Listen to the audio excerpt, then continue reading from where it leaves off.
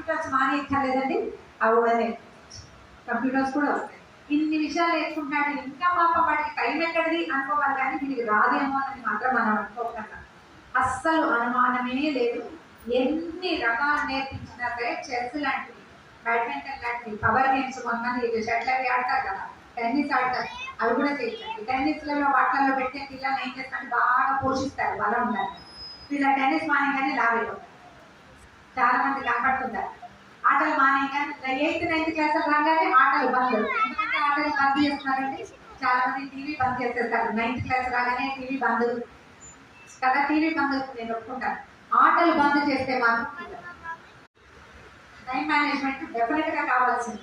ఈ time management మనం class 1 నుంచి కనుక నేర్పిస్తే క్లాస్ 10లో మీరు వాడి పక్కన కూర్చోవాల్సిన అవసరం లేదు. బై గాడ్స్ గ్రేస్ నేనైతే మా పిల్లల పక్కన ఎప్పుడు కూర్చోలేదు.